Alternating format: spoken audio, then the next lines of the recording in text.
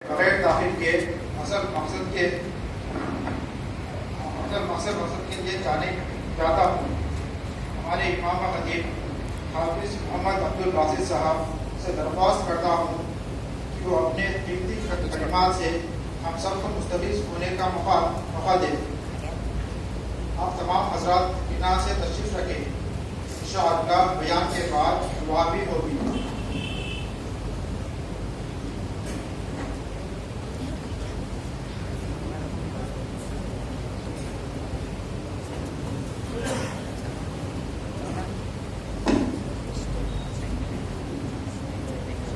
السلام علیکم ورحمۃ اللہ وبرکاتہ۔ بچوں آپ لوگ بیٹھ جاؤ، بہت گڑبڑ کر رہے، سمجھتے نہیں کیا بول رہے ہیں، خالی ادھر سے ادھر بھاگ رہے ادھر۔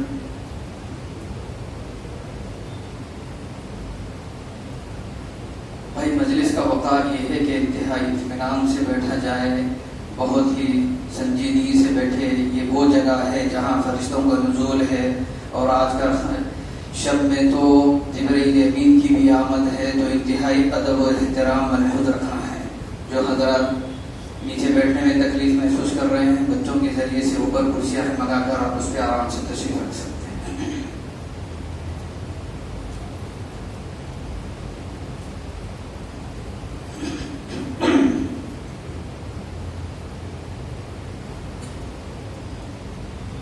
آج بعد نماز عصر افطار کے بعد افطاری ہو گئی ہماری، اس کے بعد آ کے ہم بیٹھے تو ہمارے اعظم صاحب تشریف رکھے تھے، تو فرمائیں گے امام صاحب بہت خوش دکھ رہے ہیں۔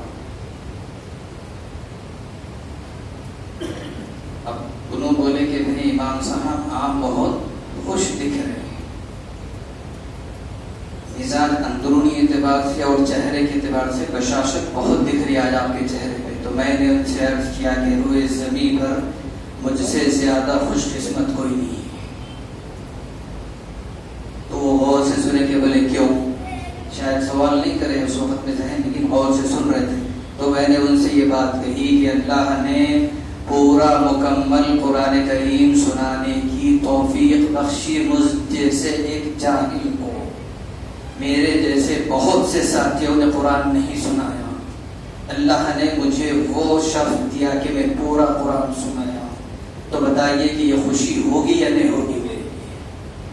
جتنا اس وقت آپ لوگ کلام اللہ سن کے خوش ہوئے ہیں، بتائیے کہ میں نے حرف بہ حرف پڑھا، چھوٹ گئے الحروف تو لوٹایا اسی وقت، دوسری رکعت میں، اسی رکعت میں دوسرے دن لوٹا کے مکمل کیا۔ تو بتائیے کہ خوش ہوگا یا نہ ہوگا؟ اللہ نے اندرونی طور پر ایسی نورانیت، ایسی خوشی بخشی کہ بس آج پوچھیے مت۔ مجھ سے زیادہ اچھے الحان یعنی لحن میں پڑھنے والے لوگ بہت ہیں، اللہ نے سنوا دیا۔ تو اعظم صاحب سے وہی کہا میں کہ اس وقت سب سے زیادہ خوش قسمت میں ہوں کہ کلام اللہ میں نے مکمل سنایا۔ آپ کیا سمجھتے ہیں کلام اللہ چھوٹی چیز ہے؟ یہاں جتنے لوگ بیٹھے ہیں تھوڑا سا تصور کیجیے، اللہ اپنے الفاظ میں جو بول رہا ہوں نا لکھ لو، آپ وہ لکھ کے اس کو دیکھو کہ یہ امام صاحب بولے سو کلمات ہیں، بڑے احترام سے بچے بڑے سب دیکھ کے پڑھتے اس کو۔ ارے جو کلام ہم پڑھ رہے ہیں وہ اللہ نے اپنی زبان سے پڑھ کے جبرائیل کو سنایا اور بھیجا کہ بولے کہ جبرائیل لے جاؤ اور محمد میرے محبوب کو دے کے آؤ۔ اتنی مقدس زبان ہے اللہ کی کہ شاید ہم اس کو بیان نہیں کر سکتے۔ اس کلام کو جبرائیل جیسے پاک فرشتے سے، محمد رسول اللہ جیسی بڑی شخصیت کے اوپر نازل کر کے ہم جیسے جھوٹی زبانوں پر، ہم جیسے ناپاک لوگوں پر، ہم جیسے جن کی رواں کینہ میں بھرا ہوا ہے، ہم جیسے لوگ جس کے دل میں حسد بھرے ہوا ہے، ان کی زبانوں سے اتنا مقدس کلام پڑھوا دیا۔ اور ہمارے وہ کان جس میں ہم نے 24 گھنٹے جھوٹ سنا، چغلی سنا، غیبت سنا، ناچ گانا سنا، اس سے اللہ نے اپنا کلام سنوایا۔ تو بتائیے کہ اللہ کا احسان ہوا کہ نہیں ہوا ہم لوگوں کے اوپر؟ آپ نہیں سمجھ رہے ہوں گے میں جتنی جذبات میں بات کر رہا ہوں، غور کیجیے آپ۔ آسان چیز نہیں ہے کلام اللہ کا سن لینا اور اس کا پڑھ لینا۔ اسی وجہ سے اللہ نے فرمایا کہ ایک ایک حرف پہ 10 نیکی۔ نہیں معلوم ہم کو 10 کیا ہوتے نیکیاں، 10 روپے بولو سمجھ میں آ جاتی۔ ایک حرف پہ 10 نیکی دوں گا. اخلاص رہیں گا تو زیادہ، نماز میں پڑھیں گے سنیں گے تو اور زیادہ. اب یہ تمام چیزیں ہم کو نہیں سمجھ میں آتی. جس دن واللہ العظیم اس مقدس جگہ کی قسم کھا کے کہی جا سکتی ہے، آنکھ بند ہوں گی تب پتا چلے گا کہ کلام اللہ کی تلاوت کتنی عظیم چیز تھی جس کو ہم نے اپنی غفلت سے گزار دیا.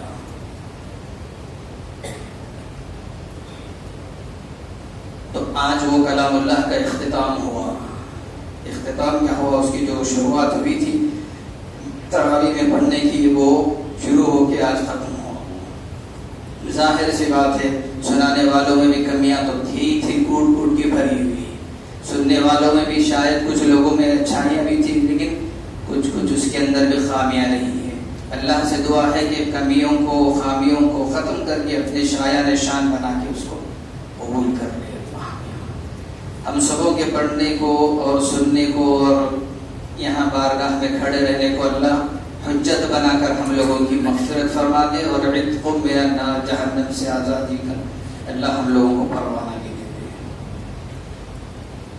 ہم سب کو یہ بات معلوم ہے کہ اللہ نے نبیوں کو جب دنیا میں بھیجا تو ان کے ساتھ معجزات دے کے بھیجے.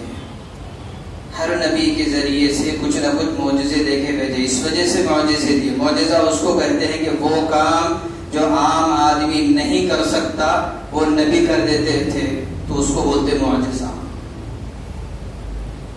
تو جب دنیا میں انبیاء آئے، لوگوں کو اللہ کی دعوت دی، نبی علیہ السلام بھی آئے، حضرت آدم سے لے کے حضرت عیسیٰ، پھر محمد رسول اللہ، تمام لوگ آنے کے بعد لوگوں کو اللہ کی طرف بلائے. تو اچھے اور برے لوگ ہر دور میں ہیں. کچھ لوگوں نے مانا، کچھ لوگوں نے نہیں مانا. تو اللہ نے جو معجزے دیے ہیں ان میں سے کچھ نبیوں کے معجزوں کا ذکر کروں میں آپ کو، اس وجہ سے کہ قرآن سب سے بڑا معجزہ، اس کے بارے میں کچھ بولنا ہے. حضرت موسیٰ علیہ السلام بہت مشہور رسول، نبی، پیغمبر گزرے ہیں. بہت سے معجزے آپ کو دیے ہیں اللہ نے. بہت مشہور معجزہ آپ کا تھا عصا، لکڑی جو ہاتھ میں رکھتے تھے.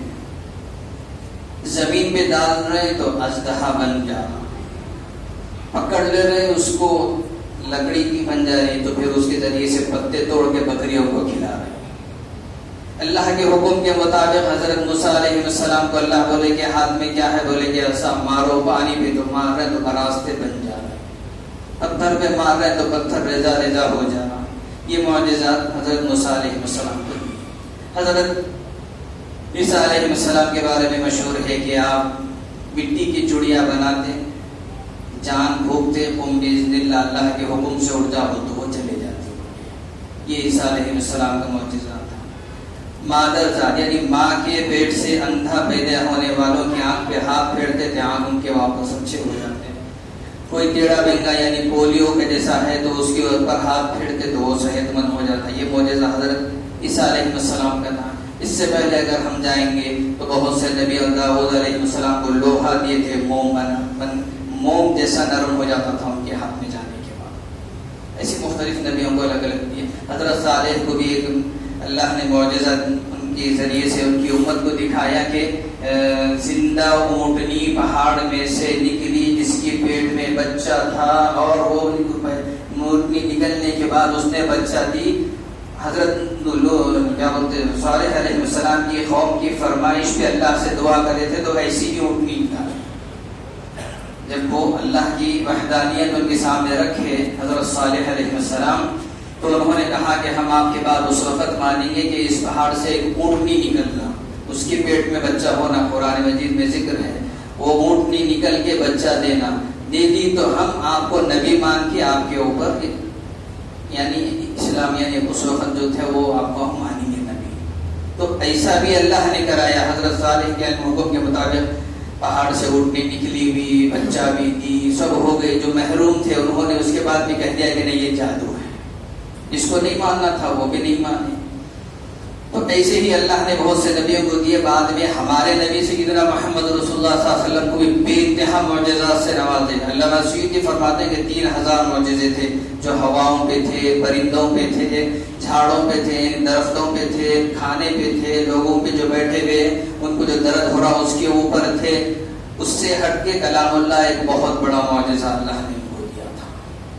یہ مشہور ہے نا بات، اللہ کے رسول تھوڑے سے پانی میں جب ہاتھ ڈال دیتے تو بہت سے صحابہ اس سے سیر ہو جاتے ہیں، درخت چل کے آپ کے پاس آ کے بات چیت کرتے، جانور اپنی غلطیاں یعنی اپنی مالک کی غلطیاں آ کے سناتے، وہ ظلم کر رہے ہیں ہمارے اوپر، تو اللہ کے رسول کی بات سن کے ان کے مالک کو بلا کے بولتے کہ آپ کی شکایت آئی ہے، آپ کے جانور کے ذریعے سے کام زیادہ، کھانا کم دے رہے ہیں آپ اس کو۔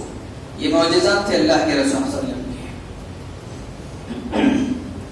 معراج پہ جانا بھی ایک بہت بڑا معجزہ تھا، اس کے ساتھ ساتھ یہ کلام اللہ بھی ایک انتہائی سب سے بڑا معجزہ ہے۔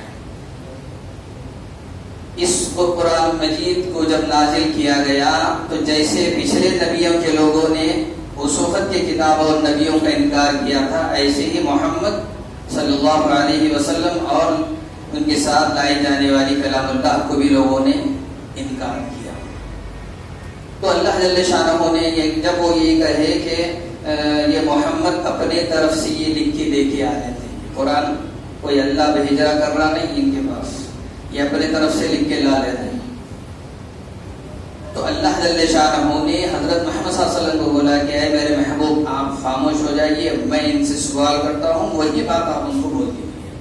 پہلے تو ان سے یہ کہہ دو کہ قل ان اجتمعت الجن والانس، آپ ان سے کہہ دیجیے کہ انسانوں کو جمع کر لیجیے، جنات کو جمع کر لو، تم سب مشرکین مکہ کو کہہ دو آپ بول رہے علی ان یأتوا بمثل هذا القرآن، یعنی اس جیسی ایک قرآن پیش کر کے دکھا دو، سوائے اللہ کی اور میرے کو چھوڑ دو، باقی سب کو لے لو، جس کو آپ تم لینا چاہتے لے کے۔ ایک چیلنج ہے، یہ تم کو للکار ہے، میں للکار رہا ہوں، اللہ فرمائے بنا دو کہ قرآن۔ تو کہیں سے کوئی آواز نہیں آئی، کچھ ان پڑھ جاہل لوگوں نے کوشش کی یہ کرنے کی وہ کرنے کی، کوئی کچھ نہیں کر سکتا۔ آخر میں اللہ جل شانہ نے حضرت نبی علیہ السلام کو یہ ارشاد فرمایا کہ اے محمد آپ انا اعطیناک الکوثر لکھیے، پورا سورہ کعبۃ اللہ کے دروازے پر لگا کے بول دیجیے کہ اس جیسی چھوٹی سورت ہی لا کے دے دو، کلام اللہ کی ضرورت نہیں لا سکتے تم لوگ، یہ چھوٹا سورہ ہی لا دو۔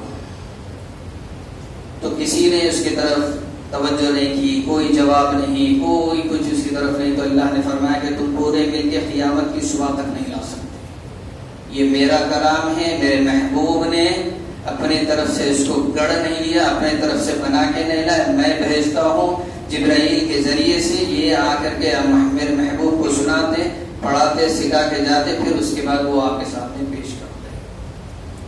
تو یہی کلام اللہ نے فرمایا کہ دیکھو میں نے رمضان کے مہینے میں نازل کیا، رمضان کی رونقیں برکتیں جتنی ہے کلام اللہ کی وجہ سے، ہم لوگوں کی زندگی میں جتنی ابھی سنے ہیں ہر چیز جو ہے وہ قرآن کے اندر موجود ہے،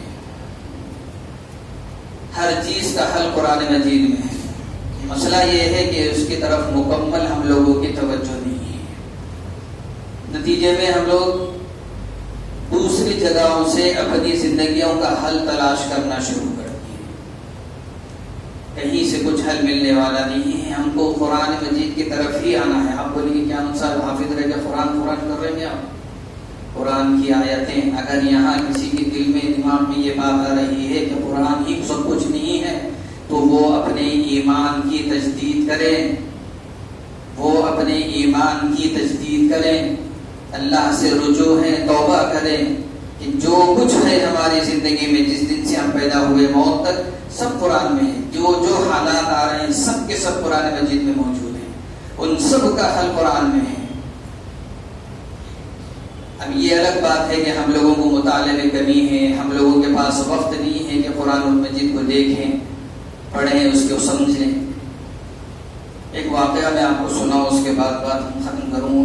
لوگ تھوڑا سا بے چین نظر آ رہے ہیں، حالانکہ جگنے کی رات ہے۔ ہمارے ابا صاحب بھی میرے سے پوچھ رہے تھے کہ کتنا وقت لگے گا، عصر میں ظہر میں پوچھ رہے تھے، تو میں نے کہا کہ بھائی یہاں بیٹھنے کے بعد جیسا مون رہے گا، دماغ جیسا ہلکا رہے گا، اس طریقے سے بات ہوگی اور وقت لگے گا۔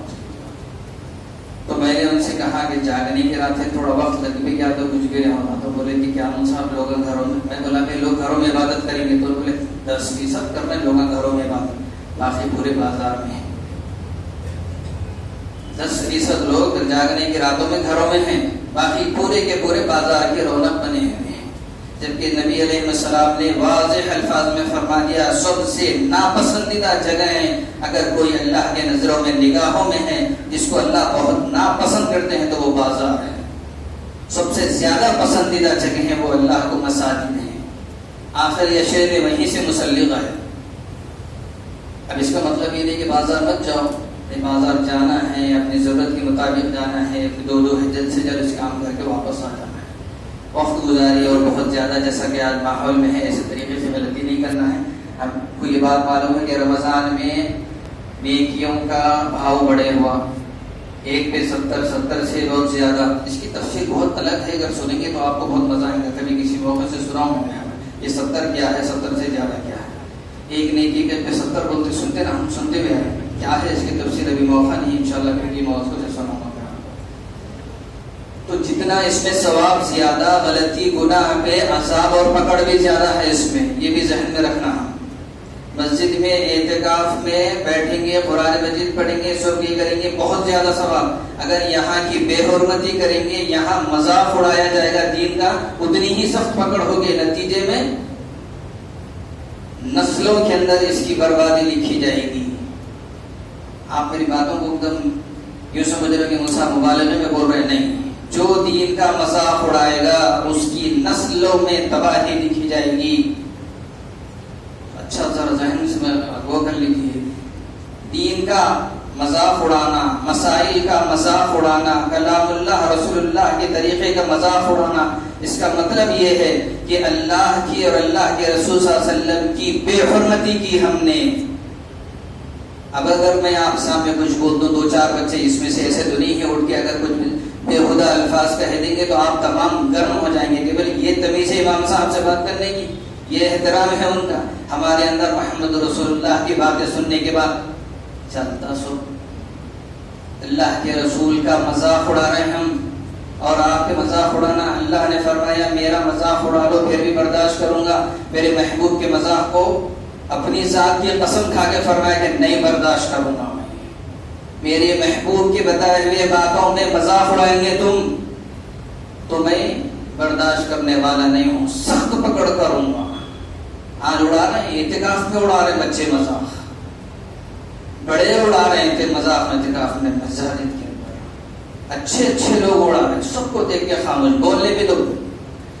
غصے کا عالم یہ ہے کہ جس کی کوئی انتہا نہیں۔ تو بہرحال جو بھی ہے، یہ جو غلطی ہو رہی ہے ہم نے اس کی طرف توجہ کی بہت سخت ضرورت ہے۔ اپنے والد سے بے حرمتی کر لیں گے تو یہ بات معلوم ہے کہ ان کی طرف سے بد دعائیں نکلیں گے تو ہم نقصان اٹھائیں گے، لیکن جب محمد رسول اللہ صلی اللہ علیہ وسلم کی شان میں گستاخی ہوگی تو مسجد، فرشتے، جتنے مقدس اور معصوم لوگ ہیں ان کی بد دعائیں ہم کو لگیں گی۔ ایک واقعہ میں آپ کو سنانا چاہ رہا تھا کلام اللہ کے اوپر، بہت ہی قریب کے زمانے کا ہے، 2013-14 یا اس کے آس پاس، یعنی 2010 کے بعد کا واقعہ ہے، اور یہ واقعہ ہے افریقہ کے علاقے کا۔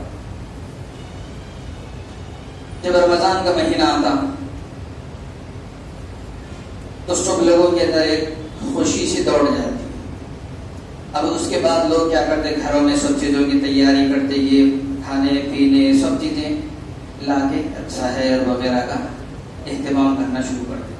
تو اس کے ساتھ ساتھ لوگ یہ کرتے ہیں کہ بھائی جس محلے میں وہ لوگ رہتے، اطراف میں اگر مسجد ہے تو مسجد میں بھی پہنچ جاتے، پہنچ کے مسجد میں کچھ ضرورت ہو تو دے دیتے، امام صاحب ہے تو ان کی خدمت شروع، مؤذن صاحب ہے تو ان کی خدمت شروع، دعوتاں شروع ہو جاتے ہیں، امام صاحب کی ان کو ہدیے تحفے دینا شروع کر دیتے۔ کرتے کہ نہیں کرتے؟ ہمارے پاس بھی ایسی ہوتا ہے، دعوتیں آتے لیکن امام صاحب قبول نہیں کرتے، لوگ بولتے کہ کیوں کیا بات ہے امام صاحب کیا۔ تو 2-3 باتیں ہیں، کوئی برا نہ مانے۔ اگر کوئی ہم کو تحفہ دیا امام صاحب کو، یہ مسجد کی بات کرو، دعوت پہ بلایا، تو دوسری مرتبہ اس کا مزاج یہ رہتا ہے کہ امام صاحب اس کو تھوڑا سا سلام کرنا.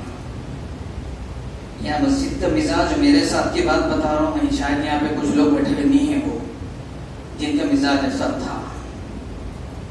اگر ایسی نیت سے اگر آپ تحفے دے رہے ہیں اس مسجد کے امام کو یا کسی بھی مساجد کے امام کو تو مت دیجیے.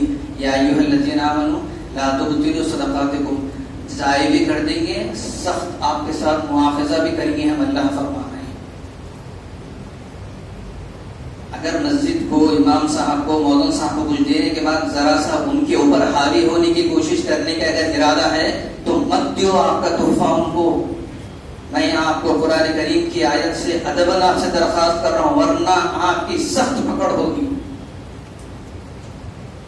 جی یہاں تو نہیں ہے ایسی محفل میں ایسے کوئی لوگ نہیں ہیں، لیکن اگر ایسا ہے دماغ میں مزاج میں تو اس کو اصلاح کرنا ضروری ہے. اور مومن اس کو کہتے ہیں جو غلطی کے فوراً بعد اصلاح کر لیں. مومن ایک دوسرے کا آئینہ ہے نا بھائی، بتاتے غلطی اس کی اصلاح ہو جانا.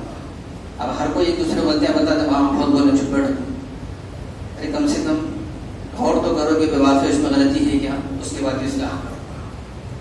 خیر، تو وہ ہوا علاقے میں ایسا کہ جب رمضان آیا تو لوگوں نے امام صاحب کو دعوت دی.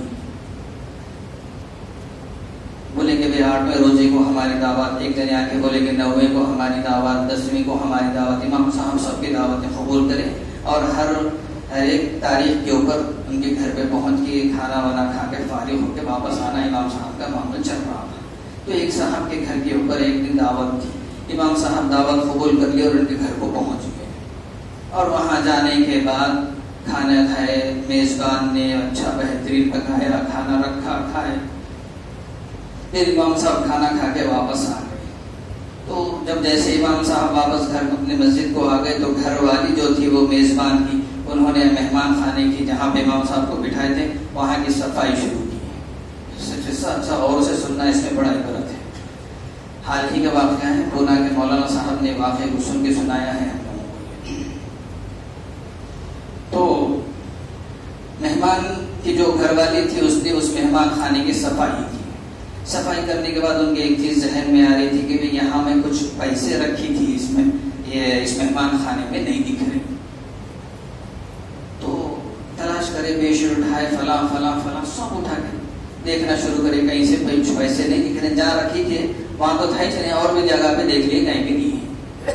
میز پہ دیکھ لیے، ڈرار میں، ادھر ادھر سب جگہ دیکھ لیے کہیں بھی نہیں دکھے. تو انہوں نے کیا کہا کرا کہ وہ خاتون کیا کرے اپنے شوہر سے بولے کہ دیکھو میں یہاں کچھ پیسے رکھی تھی.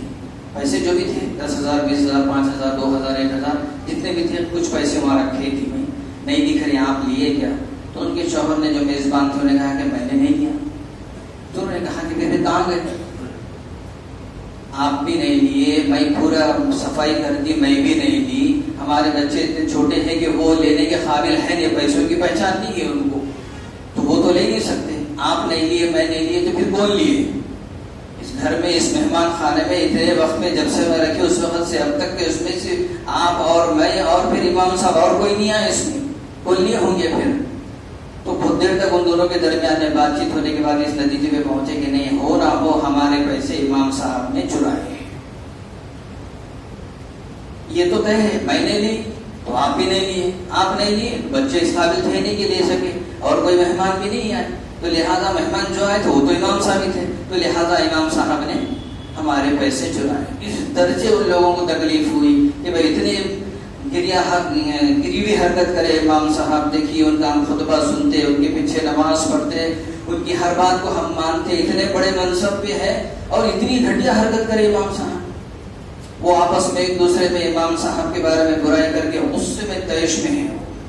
اور ایک اچھا کام وہ یہ کرے کہ وہ بات آ کے لوگوں کے سامنے نہیں بولے. وہ ارے ہمارے گھر کے پیسے چوری ہو گئے، امام صاحب آئے تھے اس کے بعد سے نہیں بولے. یہ بات اپنے اندر ہی چھپا کے رکھ لیے، غصے کو بھی دبا لیے. امام صاحب کو انتہائی گری ہوئی نگاہ سے دیکھ رہے تھے. وہ صاحب جو آ رہے تھے انتہائی بغض ہو گیا، ان کے دل میں نفرت پیدا ہو گئی. یہ شخص امامت کر رہا جو چور ہے، پیسے چرا لیا ہمارے پاس سے، دعوت دی تو پیسے چرا رہا، ارے ان کی خدمت کر رہے، ان کو بلا رہے تو گھروں میں جا کے چوریاں کر رہے.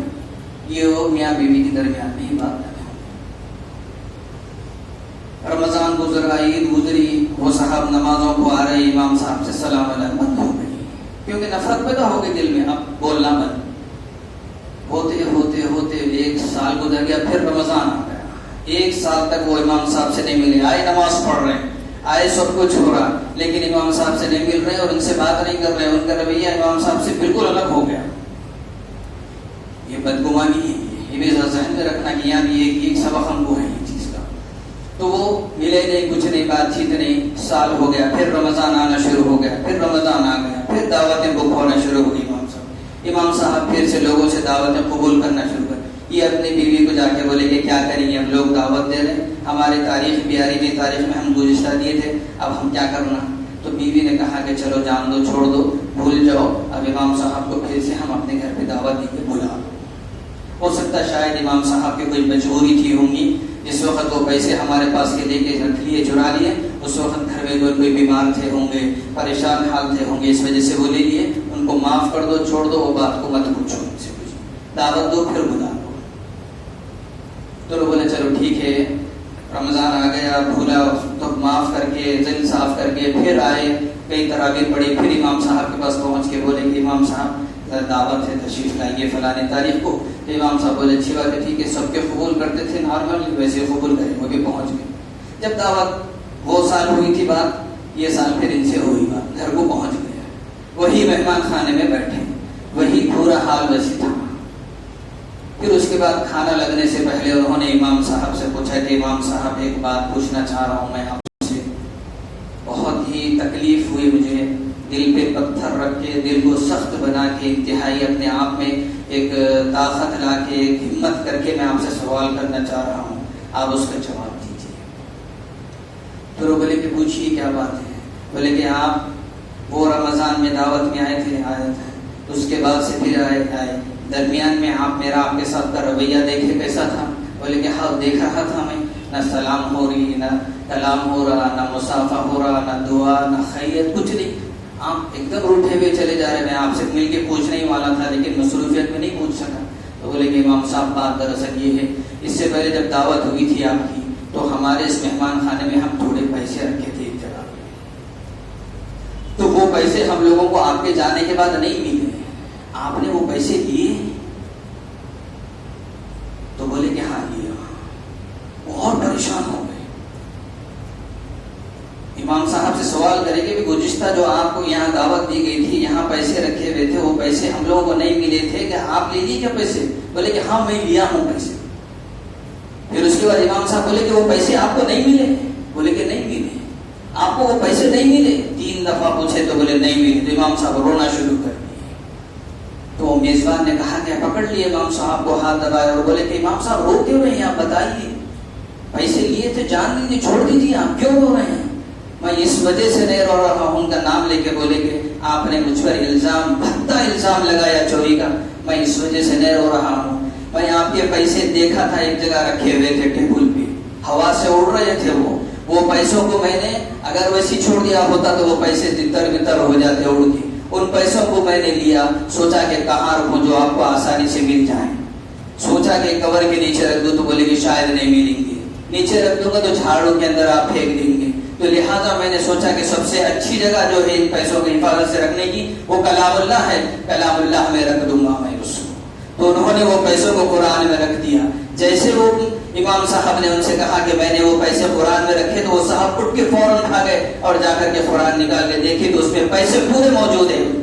بے انتہا افسوس ہوا. امام صاحب اور روئے اور رو کے یہ بولے کہ مجھے رونا اس پہ نہیں آ رہا کہ آپ نے مجھے چور کہا, آپ نے سال بھر تک اپنی نگاہیں چرائی اور میرے اوپر بدگمانی کے ساتھ آپ نے میرا استقبال کیا. مجھے اس پہ رونا نہیں آ رہا, رونا اس پہ آ رہا کہ آپ نے 365 دن کلام اللہ کو نہیں کھولے. آپ اگر کھول لیے ہوتے اس میں آپ کو پیسے مل جاتے. گزشتہ رمضان میں نے قرآن میں پیسے رکھے تھے, تو جب آپ نے قرآن جو ہے بند کیا, اب آپ کھول رہے ہیں, تو یعنی 365 دن آپ نے کلام اللہ نہیں کھولا, اس پہ رونے آ رہا. آج کل کے ماحول میں یہی ہے. ہم لوگ قرآن کی عظمت کا یہ حال ہو گیا کہ اس کو جزدان میں لپٹ رہے ہیں, اچھے کور میں رکھ کے اوپر رکھ دے رہے ہیں, ہاتھ نہیں لگ رہا. پھر اس کے بعد اس قرآن کی بے ادبی ہے یہ. قرآن بن رہنا گھر میں قرآن کی بے حرمتی ہے یہ. بچی کو قرآن دے دیا جاتا اس کے جہیز میں, پھر وہ رکھ دے دی اٹھا کے, نہیں پڑھ رہی تو باپ جو ذمہ دار ہے سب اس قرآن کی لعنت میں شامل ہوں. تو آج ہم لوگوں کا حال قرآن مجید سے یہی ہے. جب قرآن کی بات آتی تو کچھ پیچھے ہٹ جاتی، مسائل کی بات آتی تو بغلا جھاگنا شروع کر دیتے، ایسا نہیں، ایسا کر سکتے نا، ویسا نہیں۔ ارے بھائی مسائل ہے، فقہ ہے، حدیث ہے، اس میں ایسا نہیں ویسا کریں گے تو مطلب یہ ہوا کہ رسول اللہ کی بات سے اپنی بات کو ٹکرا رہے ہیں آپ۔ اپنے باپ سے کچھ بات کو ٹکرا دو تو باپ بولتا ہے میرے سے بحث کرنا کیا تو؟ یہ باپ بولتے کہ بیٹے کی نگاہیں نیچے، بادشاہ یعنی کسی کے پاس کام کر رہے، اگر وہ کچھ بول رہا تو اس کے بعد برابر ہو رہی تو وہ بولتے کہ آپ میرے سے بحث کر رہے، بولتے نہیں معافی چاہتا ہوں آپ سے نہیں۔ لیکن رسول اللہ کی بات میں ایسا ہو سکتا نا، ایسا کر سکتے نا، ادھر سے ادھر پلٹے۔ جواب دینا ہے جناب، موت آنے والی ہے، ہر ایک کو لے جا کے ڈال دیں گے، کوئی نقصان حال نہیں، قبرستان جائیے گا، پتا چلے گا وہاں پہ جانے کے بعد میں کیا حال ہو رہا ہوں۔ لیکن اللہ نے فرمایا ایک ایک لمحے کا میں حساب لینے والا ہوں، کسی کو نہیں، اس میں مفر نہیں ہے کسی کے لیے۔ تو ہم لوگوں کا مزاج یہ ہے کہ کلام اللہ کے ساتھ ہم لوگوں کا حال یہی بنے ہوا ہے۔ گھروں میں قرآن کی اتنی عظمت و احترام ہو گیا کہ اوپر رکھ دیے، اتنے صفائی کے ساتھ رکھ دیے اس کو کہ اس کے بعد دوبارہ اس کو کھولنے کا موقع نہیں مل رہا۔ 365 دن گزر گئے، میاں بیوی مصحف کے اوپر بدگمانی کی نگاہ رکھتے رہے، لیکن قرآن کھول کے نہیں دیکھے۔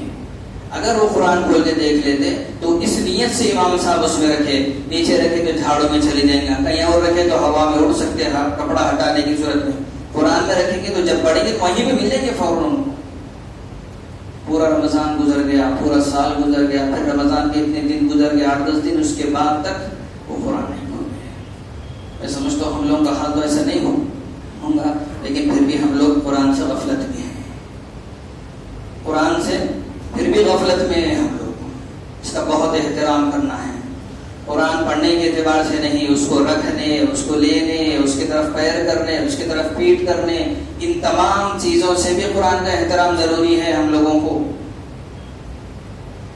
اتنی بڑی چیز ہے۔ قرآن کا ادب کے اوپر ایک واقعہ سنا کے بعد ختم کروں میں۔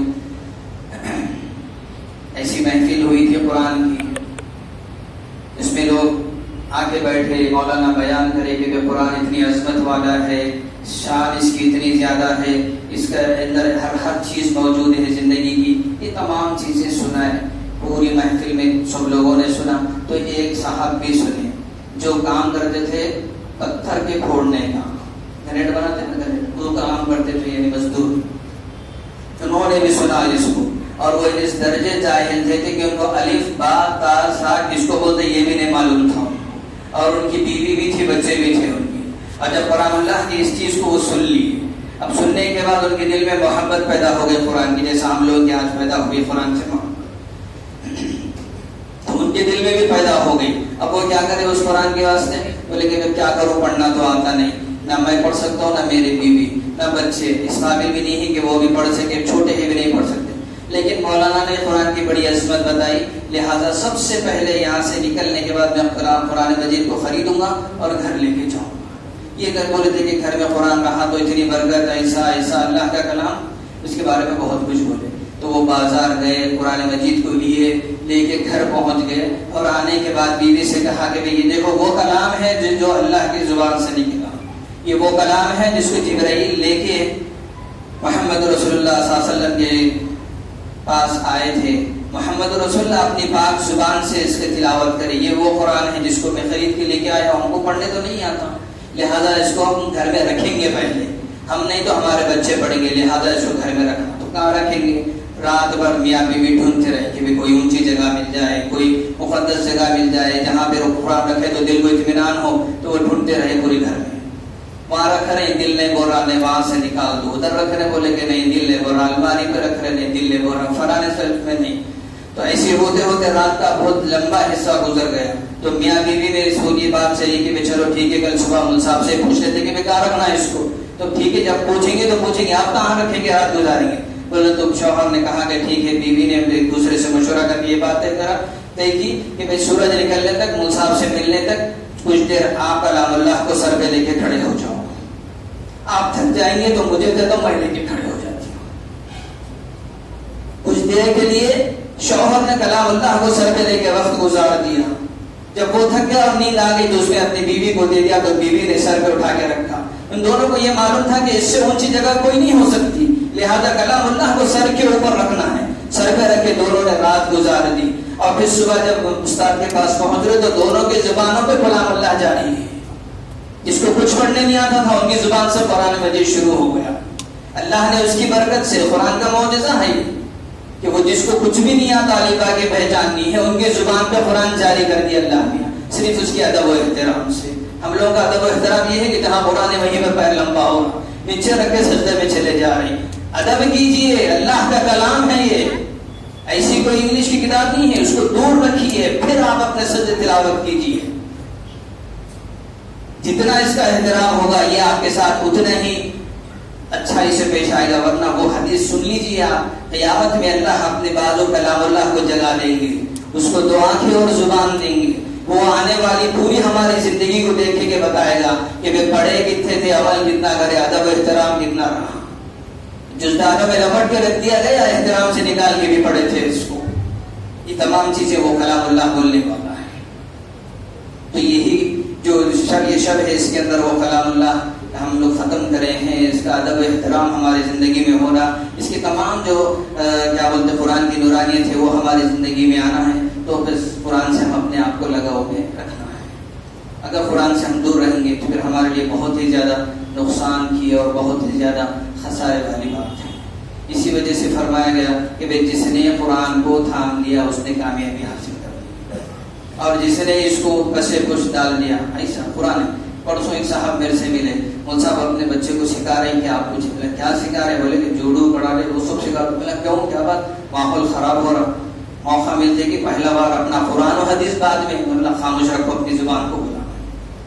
وہ بول رہے قرآن و حدیث بعد میں, پہلے مارنا کرتے ہیں. ارے میں بولا خاموش رہو, کس کے بارے میں بول رہے ہیں آپ؟ قرآن کے بارے میں. بولنے والے بھی مسلمان 5 وقت کے نماز ہے, بولے قرآن و حدیث کو بازو کو رکھنا کرتے ہیں. جس نے قرآن و حدیث کو سامنے رکھا اسی کے لیے تو کامیابی ہے, اس کو بول رہے بازو کو رکھو. اللہ ہم سبوں کی سوچ کو صحیح فرمائیں, ہماری اس غلطی کو معاف فرمائیں. انتہائی درجے کی ہم لوگوں کے اندر یہ غلطی ہو رہی ہے, اور پھر یہ مہینہ جو ہے اللہ سے مغفرت کا ہے, معافی کا ہے. اور اللہ اتنا جلدی ہم لوگوں کے توبہ کو, ہم لوگوں کی غلطیوں کو, گناہوں کو معاف کرتے ہیں. اتنا جلدی دنیا میں کوئی معاف نہیں کرتا. ماں بھی نہیں معاف کرتی, اللہ اتنا جلدی ہمارے گناہوں کو معاف کرتی ہے. جو نماز پڑھتے ہیں پابندی سے 5 وقت کی, روزے رکھتے ہیں, ان سے تو بہت ہی زیادہ. جو گنہگار ہے ان سے تو اور زیادہ اللہ اپنی نگاہیں رکھے ہوئے معافی کے واسطے تیار رہتے. اللہ میں حضرت موسیٰ علیہ السلام کے زمانے کا واقعہ سنا کے دعا کر لیں گے انشاءاللہ ہم لوگ. حضرت موسیٰ علیہ السلام کے زمانے میں ایک نوجوان تھا, اس درجے اس نے گناہ کیے تھے کہ اس کی اگر فہرست لکھی جائیں گی تو نیکی کہیں پہ بھی نہیں تھی, خالی گناہ تھے اس کے پاس. انہیں بچوں کو ستایا تھا, نوجوانوں کو تکلیف دیا تھا, بوڑھوں کی بے عزتی بے حرمتی کیا تھا, بچوں عورتوں سب کو اس نے تکلیف دی تھی, حتیٰ کہ جانوروں کو تک اس نے تکلیف دی تھی. اس درجے وہ لوگوں کی نگاہوں کا منحوس آدمی شمار کیا جا رہا تھا جس کی کوئی امتحان نہیں. ہر کوئی اس سے ڈرتے تھے اور دور رہتے تھے. اب اس درجے تکلیف دے رہا تھا وہ, تو لوگ یہ سوچے سب مل گئے کہ بھئی اس کے سے چھٹکارا پانا ہے سب. تو کیا کرنا؟ بولے کہ سب مل کے اس کو مارو, مار کے شہر کے باہر کر دینا, آنے نہیں دینا اس کو. سب نے ایک جگہ ہو کے اس نوجوان کو پکڑا, مار کے وہاں سے اس کو اپنے علاقے سے شہر بدل کر دیا, یوں سمجھ لیجیے کہ اپنے علاقے سے باہر نکال دیا, اور وہاں چلے گیا جنگل میں. اور اس درجے اس کے ساتھ سختی کی گئی کہ ویسے وہ وہاں سے آ نہیں سکتا تھا. اس طریقے سے وہاں اس کو چھوڑ دیے. جب تک جسم میں جان تھی وہ درخت پہ چڑھ رہا, ادھر چڑھ رہا. اور یہ پوری کیفیت کون سنا رہے؟ اللہ سنا رہے ہیں. یہ پوری کیفیت حدیث میں محمد رسول اللہ نقل کی ہے, یہ کہ انہیں کیسا کیسا اس وقت میں لوگ چھوڑ دینے کے بعد وقت گزارا بتا رہے اللہ میاں. ادھر گیا, وہ پتا کھایا, وہ چیز کھایا. اب لامحالہ صحیح انسان کو کھانے کی چیزیں نہیں ملی تو جسم میں کمزوری شروع, بیماریاں شروع. وقت گزرتے گزرتے وہ بیمار ہونا شروع ہو گیا. اٹھ کے چلنے کے قابل ہونے میں تھوڑا سی کمی آ گئی, اور پھر اٹھنا مشکل, چلنا مشکل, بات کرنا مشکل. وقت یہ ہو گیا کہ بس کروٹ لینا اور پلٹنا بھی مشکل، سوائے اس کی آنکھیں پہ پھر رہی ہے بس، باقی پورا جسم اس کا لاغر ہو گیا. اس درجے وہ پریشان، کیونکہ کھانے کو نہیں ملا، انسان کوئی مدد کو نہیں آیا اور وہ وہاں پڑے ہوا ہے. اور پھر اس نے دیکھا کہ جو راستے سے لوگ آ کے اس کو چھوڑے تھے، جس محلے سے اس کو لے کے آئے تھے لوگ، وہ راستے کی طرف اس نے اس کو دیکھنا شروع کیا. جب اس کو اس راستے کی طرف سے کوئی آتا ہوا نہیں دکھائی دیا، جنگلوں کے اندر کوئی جانور دکھائی نہیں دیے، بس اس نے سوچا کہ اب تو میرا آخری وقت آ گیا، اب کوئی میری مدد نہیں کر سکتا. لہذا اس کی نگاہیں عوام کی طرف سے، اس محلے کی طرف سے ہٹ کے اللہ کی ذات پہ گئی، اور اس نے اللہ سے کہا کہ اللہ، یہ بالکل صحیح ہے کہ میں نے بہت گناہ کیے ہیں، اتنے گناہ کیے ہیں، اتنے گناہ کیے ہیں جس کے شمار بھی مشکل ہے، لیکن اتنے تو نہیں کیے کہ آپ کی رحمت میرے گناہوں کو نہیں معاف کر سکے. اتنے تو نہیں کیے نا. اگر میں کر دیا کہ آپ کی رحمت چھوٹی اور میرے گناہ زیادہ ہو گئے، تو ایک میرے اور آپ کے درمیان میں ایک شرط، ایک بات چیت، ایک میں آپ سے ایک معاہدہ کرنا چاہتا ہوں. میرے گناہ زیادہ ہو گئے اور آپ کی رحمت کم ہو گئی، تو ایک معاہدے میں بات سن لیجیے آپ. بولے کہ اس نے بولنا شروع کرا کہ اللہ دیکھو، اگر میرے گناہ اتنے ہو گئے کہ آپ کی رحمت چھوٹی ہو گئی، تو آپ ایسا کیجئے کہ پورے جو انسان ہیں ان سب کے گناہوں کو میرے اوپر ڈال کے میرے اکیلے کو سزا دے دیجئے مکمل. آپ ان کو کسی کو سزا نہیں دینا پھر. اگر آپ کی رحمت میرے گناہوں سے چھوٹی ہو گئی ہے تو پوروں کے گناہ میرے اوپر ڈال دیجئے، اور پھر اس کے بعد مجھے اکیلے سزا دیجیے، کسی کو مت دیجیے. اس طریقے سے اس نے اللہ کی رحمت کو جوش میں لا کے اس نے للکارا اللہ کو، اور یوں کہا کہ ایسا تو نہیں ہو سکتا کہ آپ کی رحمت میرے گناہوں سے چھوٹی ہو گئی، آپ کی رحمت تو بہت وسیع ہے، میرے گناہ کچھ بھی نہیں ہے، آپ معاف کر دیجیے. ایسی کچھ دیر بات چیت چلتی رہی، اللہ سے انتقال ہو گیا، کیونکہ جسم سے پوری جان گئی ہوئی تھی، پتے کھا رہا تھا، کئی دن سے ادھر ادھر بھٹکے ہوا، جسم کی پوری داغتا پڑا ہوا، دل سے اللہ سے راست باتیں کرتے ہوئے وہاں پڑے ہوا ہے. انتقال ہو گیا. اللہ نے جبرائیل سے کہا کہ جبرائیل جاؤ موسیٰ سے کہہ دو کہ ہم سے وہ ہم کلام ہو. تو فوراً حضرت موسیٰ علیہ السلام اللہ سے ہم کلام ہوئے. اللہ نے فرمایا کہ موسیٰ، آپ کے پورے جتنے لوگ ہیں ان سب کو لے کے جنگل پہنچو، میرے ایک دوست کا انتقال ہو گیا ہے، اس کو دفنا کے واپس آنا. حضرت موسیٰ بولے کہ آپ کا دوست، اس کا انتقال اور مجھے اس کا علم نہیں، ایسا کیسا ہو سکتا؟ حضرت موسیٰ بھاگے، ان کے ساتھ پورے حواریی بھاگے، پورے محلے والے بھاگے، جا کے دیکھے تو کون پڑا ہوا ہے؟ وہی بدماش ہے جس کو سب مار کے نکالے تھے. تو سب نے کہا کہ موسیٰ اس بدماش کے واسطے ہم لوگوں کو بلائے، اس کا جنازہ پڑھنا، اس کو دفنانا، اس کو کفن دینا. اس وقت جو ماحول تھا کفن دفنانے کا، وہ بارے میں وہ بولے کہ کیسا؟ یہ تو بدماش ہے، اس کو تو ہم نکالے، اس کے تو موت ہی مرنا اچھا تھا اس کو. حضرت موسیٰ کو بھی دل پہ لگی کہ ہاں یہی وہ شخص ہے جو اس نے مجھے بھی اور سب کو تکلیف دی تھی، اور اللہ کا رہنے کے دوست ہے، اس کا مطلب ہے کہ اللہ کا دوست ہے یہ. تو پوچھنا پڑے گا کہ اللہ کیا ماجرا کیا ہے. تو اللہ نے فرمایا کہ موسیٰ، جب آپ اور آپ کی پوری قوم اس کو چھوڑ کے چلی گئی اور اس نے 1 مہینہ یعنی اتنا وقت جو تھا وہ وقت اس نے گزارا، اتنا تکلیف میں گزارا جس کی کوئی انتہا نہیں تھی. اس نے ہر آدمی کو جس کو اس نے تکلیف دی تھی ذہن میں سوچا کہ وہ آئے گا تو معافی چاہ لوں گا، وہ میری مدد کرے گا. تو کسی نے اس کی مدد کے لیے نہیں پہنچا، پوری انسانیت اس کی مدد کے لیے نہیں آئی.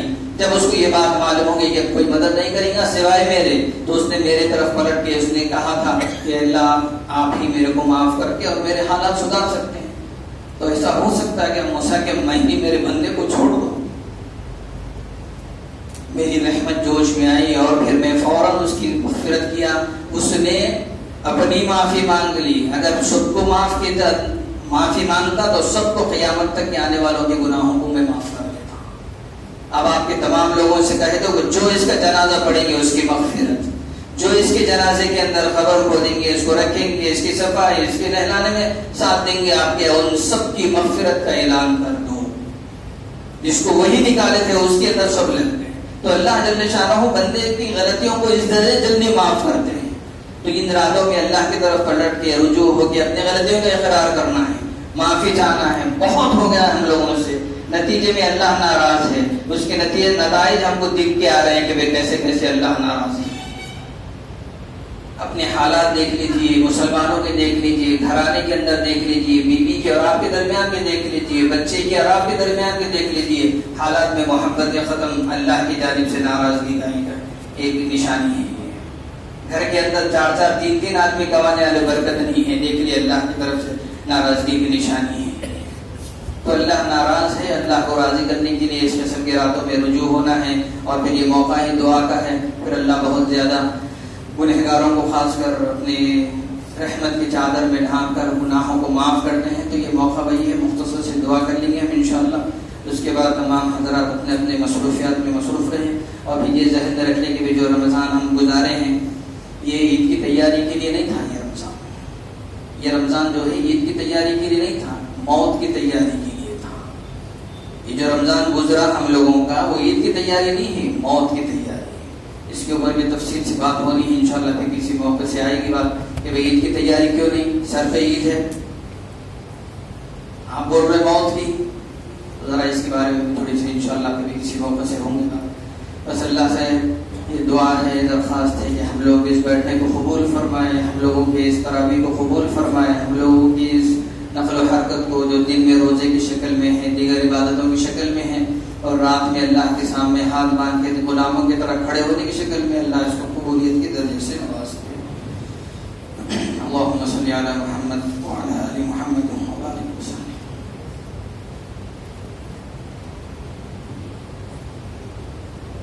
یا اول الاولین ویا آخر الاخرین ویا راحم المساکین ویا ذو القوة المتین یا حنان یا منان یا بدیع السماوات والارض یا ذی الجلال والاکرام یا حی یا قیوم یا حی لا یموت یا قیوم لا ینام۔ اللہ ہم میں سے ہر ایک کے گناہوں کو معاف فرما دیجیے۔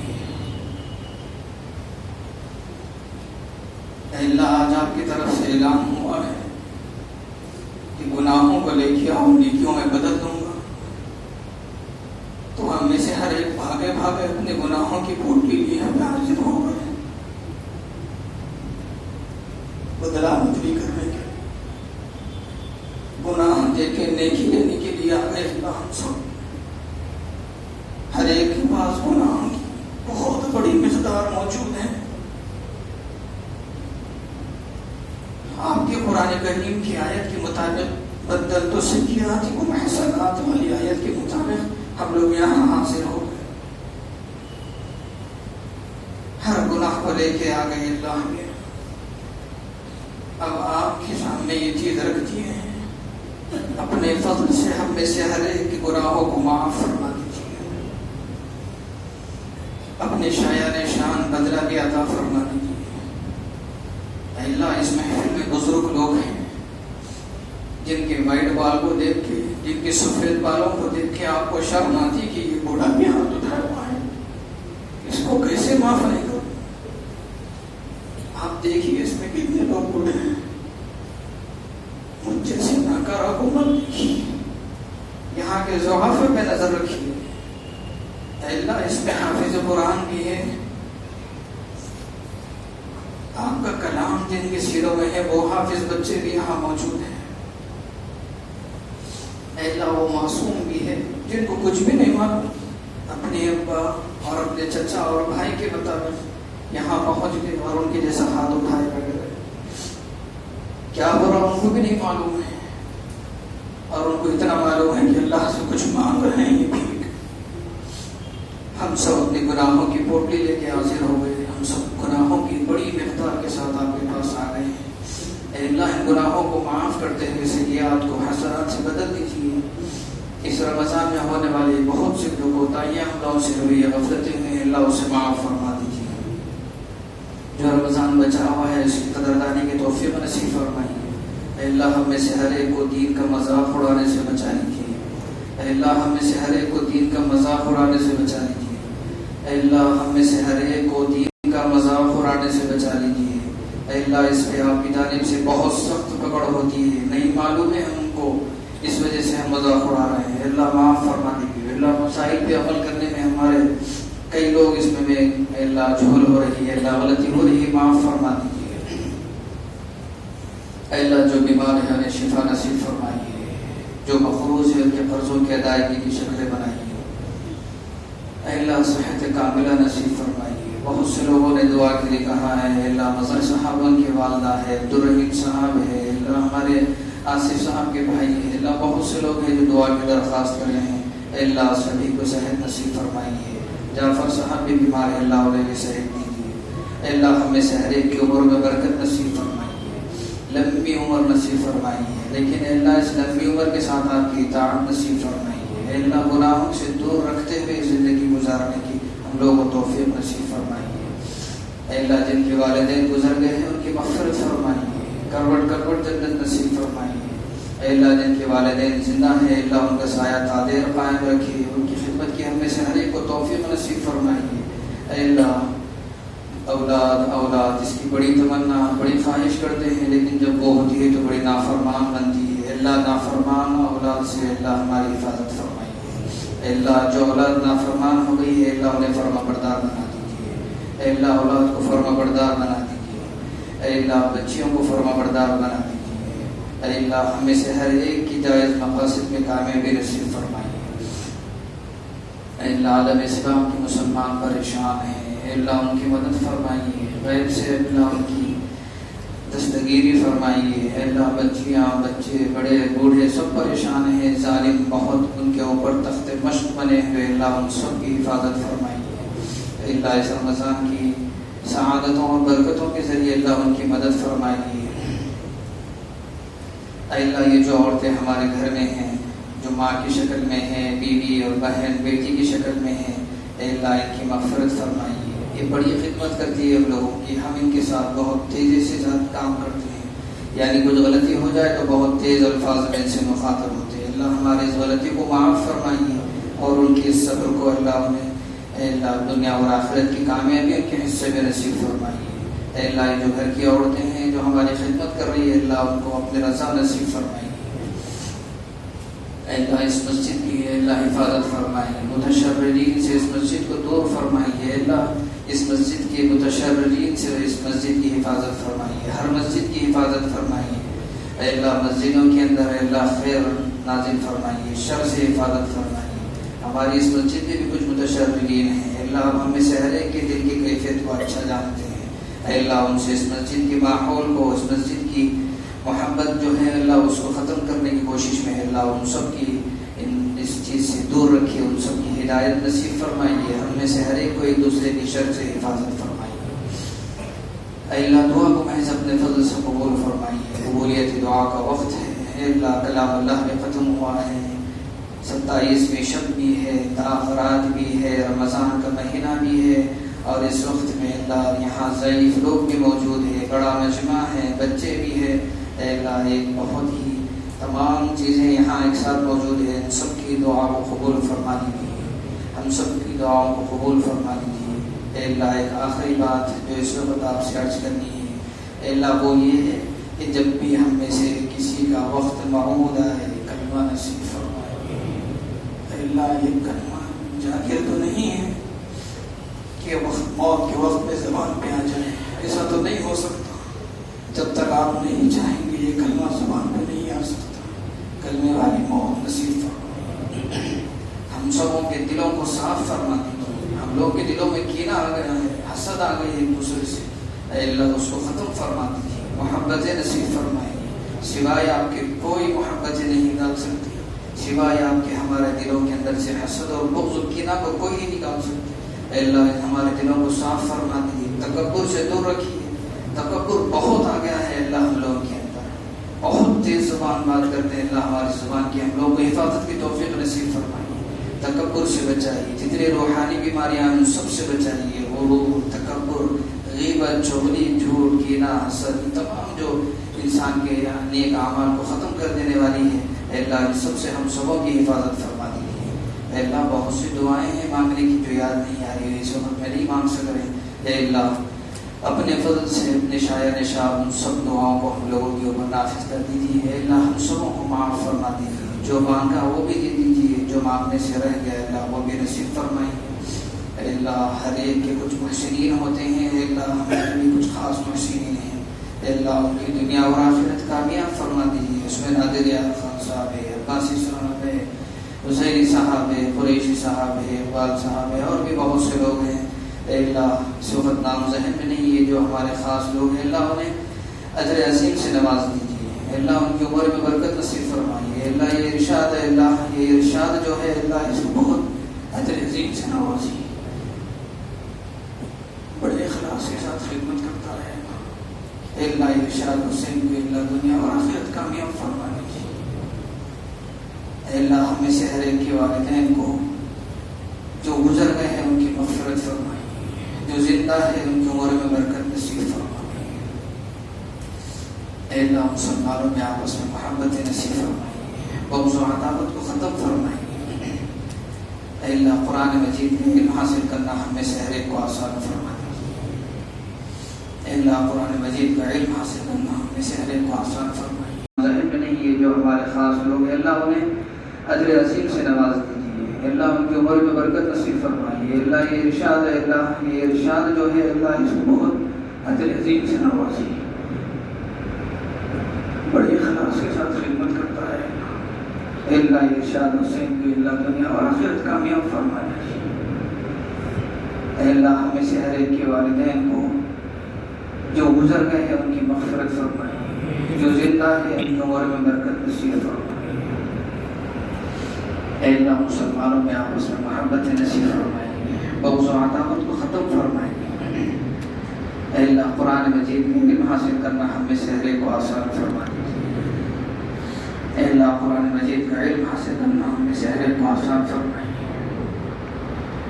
اے اللہ دنیا میں علم تو ایسا ہے جس دن ختم ہوا، آنکھ بند ہوئی اللہ وہ ختم، لیکن وہیں سے قرآن مجید کا علم شروع ہوگا۔ اے اللہ اسی علم سے ہم دور ہیں، اے اللہ اس کو حاصل کرنے والا بنا دیجیے۔ اے اللہ بس اپنے فضل سے اعلان کر دیجیے کہ جاؤ ٹھیک ہے، جو جو تم نے مانا ہے محض اس مجلس کی وجہ سے میں سب دینے کی فیصلہ کرتا ہوں۔ اے اللہ یہ فیصلہ کر دو کہ جاؤ سب کو ہم نے معاف کر دیا، مغفرت کر دی، رحمت کی نگاہ سے ہم تم کو دیکھ لیے، ایک بار ہم سب کو رحمت اور نگاہ سے دیکھ لیجیے۔ اعلان کر دیجیے کہ معاف ہو گئی، تمہاری غلطیوں کو معاف کر دیجیے، جو مانگے وہ دے دیں گے ہم تم کو۔ اے احسان کرنے والے اللہ ہم میں سے ہر ایک پہ احسان کر دیجیے، روزوں کو قبول فرما لیجیے، تراویح کو قبول فرما لیجیے، دیگر عبادتوں کو قبول فرما لیجیے۔ اے اللہ اپنے فضل سے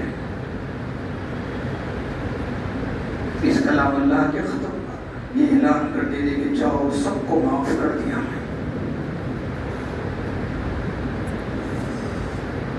ہم سب کو معاف فرما۔